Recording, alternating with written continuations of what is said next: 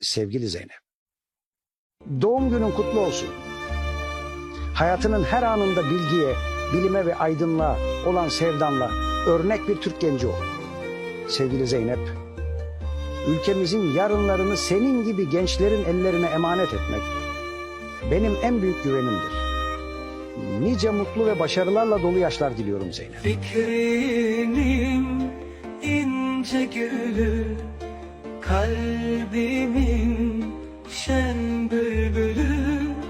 O gün ki gördüm seni, yaktın ah, yaktın beni.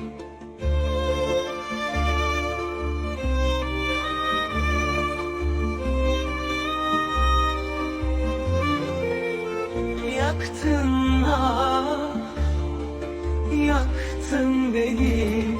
Adı cənnətim qızım, varım dövlətim qızım, mənə Allahdan əziz, tək əmanətim qızım. Adı cənnətim qızım, varım dövlətim qızım, mənə Allahdan əziz, tək əmanətim qızım. Ay qızım, gül qızım, mənim cənnətim qızım.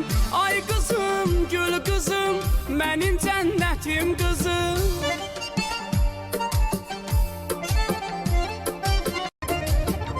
Adı cənnətim qızım, varım dövlətim qızım, mənə Allahdan əziz, tək Zeynep sözünün mənası atasının zinəti deməkdir.